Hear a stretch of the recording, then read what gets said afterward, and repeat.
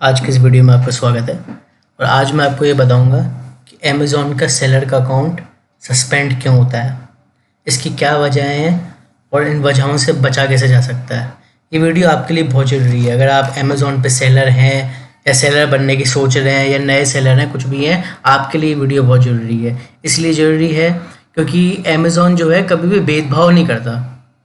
Seller के account को suspend करने में कभी भी भेदभाव नहीं करता, चाहे वो कितना भी छोटा सेलर हो, पुराना सेलर हो, नया सेलर हो या इवन कोई इतना बड़ा सेलर हो जिसका टर्नओवर करोड़ों रुपए का है, तो उनके भी अकाउंट को सस्पेंड कर देता है और किया भी है बहुत सौ के। ठीक है, तो ऐसे में आपके बिजनेस को और आपको बहुत बुरा इफेक्ट पड़ सकता है इस चीज़ से। ठीक है, लेकिन आज का वीडियो देखने के बाद आपको सारे डाउट क्लियर हो जाएंगे अकाउंट सस्पेंशन को लेके और आप कैसे बचें, आपको क्या क्या चीज़ों का ध्यान रखना है वो आपको ध्यान।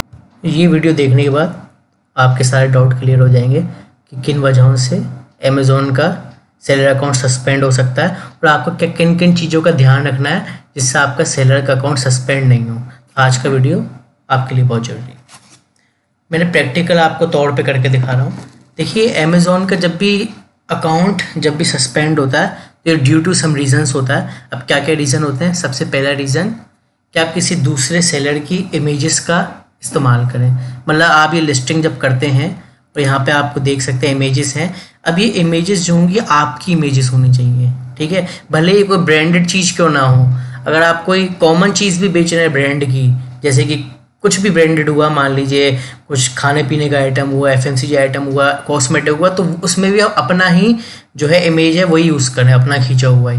ठीक है, और लेकिन सबसे ज़्यादा स्ट्रिक्टनेस जो होती है वो होती है कि मतलब किसी का कोई कुछ भी बेच रहा है, मान लीजिए शूज़ बेच रहा है या फिर बेल्ट बेच रहा है या फिर कोई भी प्रोडक्ट बेच रहा है, ज्वेलरी का प्रोडक्ट बेच रहा है, आप उसकी इमेजेस यूज़ कर लेते हैं। ठीक है, तो इस पे क्या होगा, अमेज़ॉन आपका जो अकाउंट है पक्का सस्पेंड कर देगा। आपको पहले वार्निंग दी जाएगी, एक दो केसेस में, पहले केस में, दूसरे केस में, और जैसे जैसे आप ये गलती को बार बार दोहराते जाएंगे आपका अकाउंट सस्पेंड हो जाएगा। जैसे आपने पहली बार में किसी की इमेज यूज़ करी किसी दूसरे सेलर की, तो फिर आपको वार्निंग आएगी और आपके अकाउंट की हेल्थ बिगड़ते जाएगी। अब बहुत से लोग ये सोच रहे हैं कि भाई मैंने तो यूज़ करी है इमेज, एक बीच में डाल दी इमेज, लेकिन मुझे अभी तक कुछ नहीं हुआ। तो मैं आपको बता दूं, आप उस इमेज को हटा दीजिए, तो आगे फ्यूचर में बहुत जल्दी आपको दिक्कत आने वाली है और पक्का ये प्रॉब्लम क्रिएट कर सकता है। इमेजेस यूज़ नहीं करनी है। दूसरा ये है कि आपको किसी के ब्रांड का नाम यूज़ नहीं करना या फिर किसी ब्रांड को बिना ऑथराइजेशन के अपनी लिस्टिंग में नहीं शो करना है। अब मेरे कहने का क्या मतलब है मैं आपको बताता हूँ। देखिए, ब्रांड दो तरीके के हैं। एक तो है जो वेल नोन ब्रांड है। वेल नोन ब्रांड जो है वो पब्लिक लिमिटेड कंपनीज भी हो सकती हैं, वो प्राइवेट लिमिटेड कंपनीज भी हो सकती है, नो डाउट। ठीक है, लेकिन जो वेल नोन ब्रांड हैं, जो बहुत ही फेमस ब्रांड्स हैं, जैसे कि टाइटन हुआ और फॉसिल हुआ, रेड चीफ हुआ, वुडलैंड हुआ, या इस तरीके के कोई भी मतलब नोन ब्रांड हुआ। ठीक है, और आप कुछ बेच रहे हैं और अपने टाइटल में उसका नाम लिख दिया आपने। ठीक है, टाइटल में नाम लिख दिया, ब्रांड नेम में नाम लिख दिया, डिस्क्रिप्शन में नाम लिख दिया।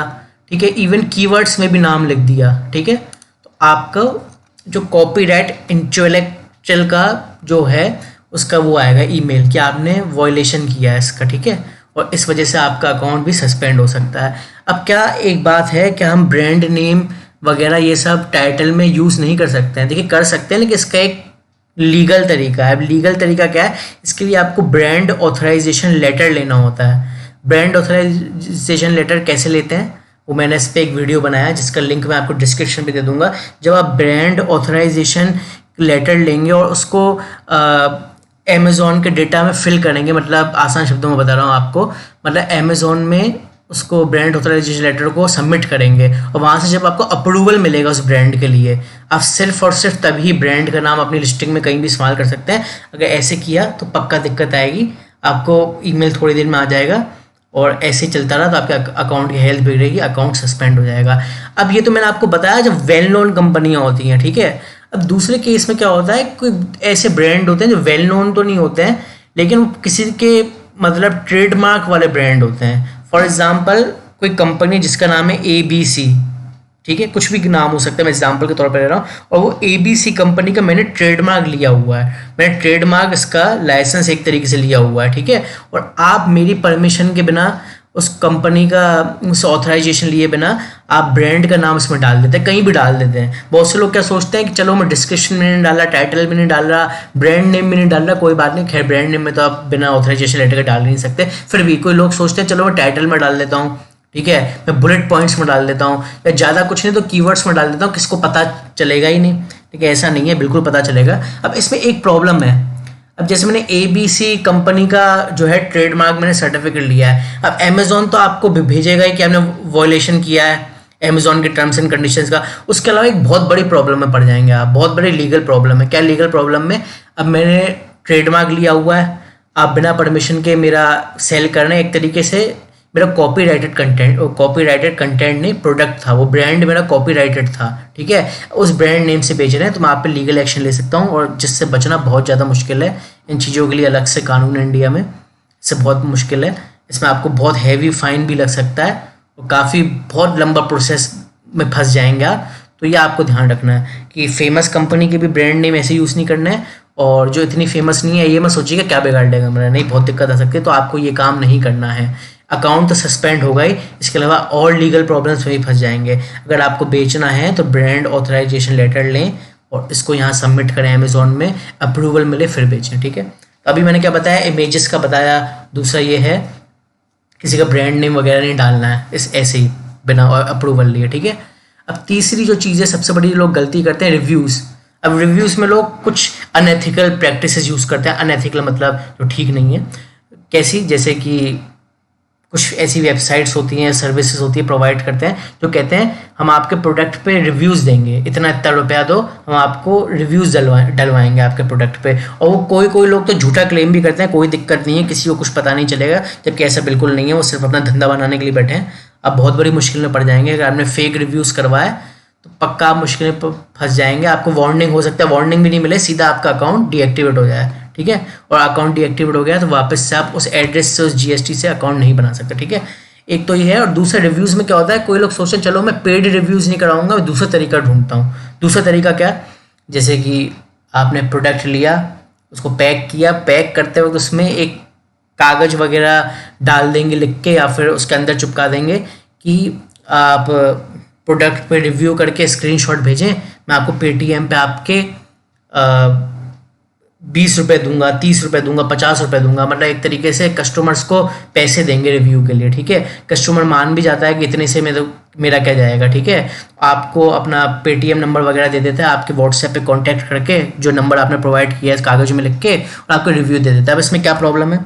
इसमें ये प्रॉब्लम है कि देखिए रिव्यूज़ जो हैं बहुत कम आते हैं, समझ रहे हैं, बहुत ज़्यादा कमाते हैं, 1% से भी कमाते हैं रिव्यूज़ आमतौर पे, और अमेज़ॉन भी ये बात जानता है, ठीक है ना। तो उसमें क्या होगा, आपके बहुत बहुत ज़्यादा रिव्यू आएंगे ऐसा करने से, तो उनको डाउट हो जाएगा कि रिव्यू गलत तरीके से लिए जा रहे हैं, तो इसमें भी आपका अकाउंट सस्पेंड हो जाएगा। आज नहीं तो कल, लेकिन बाद में ज़रूर होगा, ठीक है ना। हो सकता है आप नज़र में नहीं पड़े हो अभी इनकी, लेकिन बाद में पड़ जाएंगे, ठीक है। तो अगर आप ये सब प्रैक्टिसेस कर रहे हैं तो सावधान हो जाएं, और करने की सोच रहे हैं तो बिल्कुल भी नहीं करें।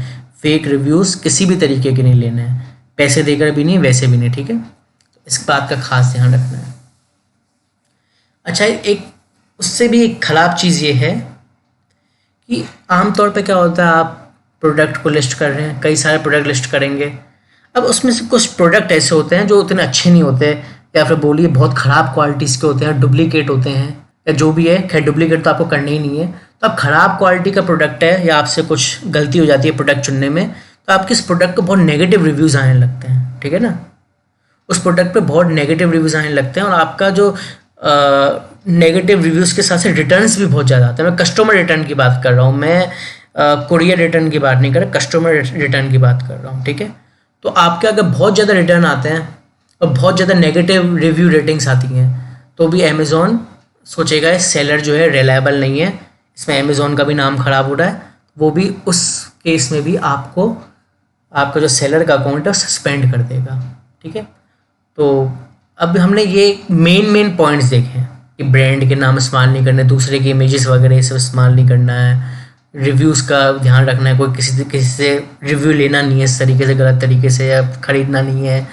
मैंने ये भी बात करी अभी कि आपको इस चीज़ का भी ध्यान रखना है कि प्रोडक्ट आपका कोई बहुत ज़्यादा रिटर्न आ रहे हैं किसी में, या फिर बहुत ज़्यादा ख़राब रेटिंग्स रिव्यू आ रहे हैं, तो भी आपका अकाउंट बैन हो सकता है।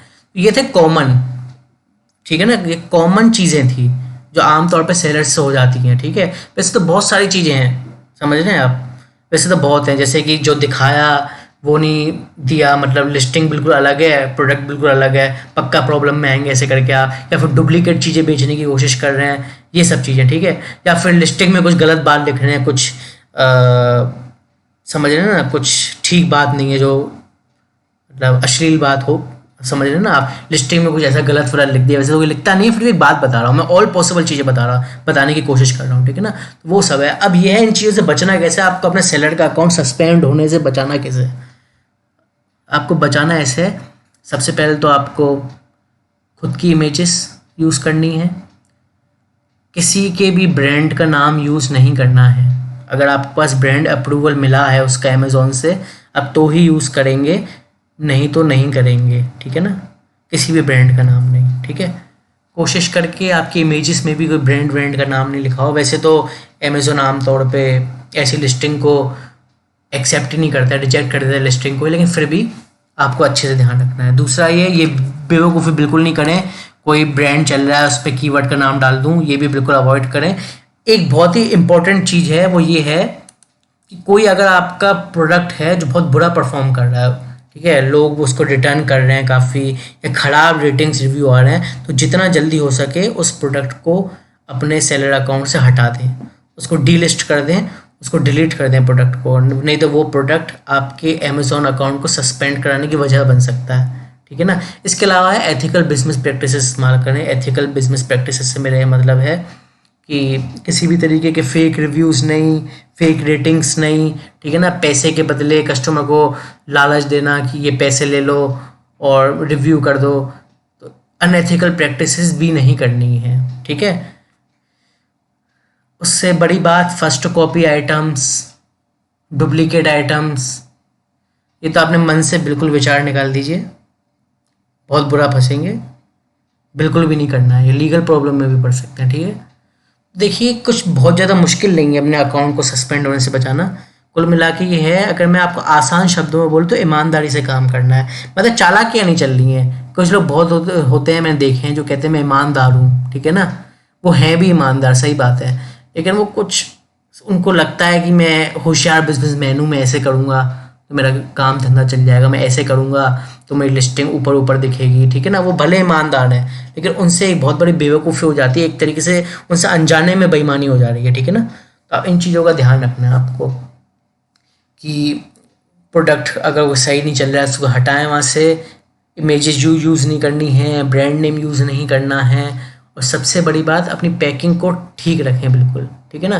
क्योंकि पैकिंग के चक्कर में भी क्या होता है, कस्टमर ख़राब रिव्यू देता है कि पैकिंग बहुत ख़राब थी, या फिर ये सामान बिखर गया, ऐसी पैकिंग थी, ठीक है ना, भले आपका प्रोडक्ट सही हो, ठीक है ना। पैकिंग को कहते हैं रफ़, बहुत ही अनटाइडी, रफ़, ख़राब पैकिंग, कहीं से टेप उतर रहे हैं, कहीं से कुछ, इस तरीके की पैकिंग भी नहीं करनी, बहुत बुरा इम्पैक्ट पड़ेगा इसमें, ठीक है।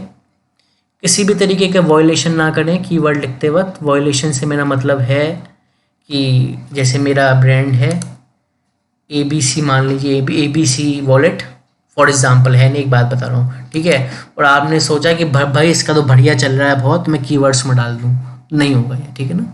आपको इन बातों का ध्यान रखना है। यही कुछ वजहें थी जिससे अमेज़ॉन का आपका सेलर अकाउंट सस्पेंड हो सकता है। आप इन चीज़ों का ध्यान रखेंगे तो नहीं होगा। कुल मिला के ईमानदारी से काम करें, मेहनत से काम करें। धन्यवाद।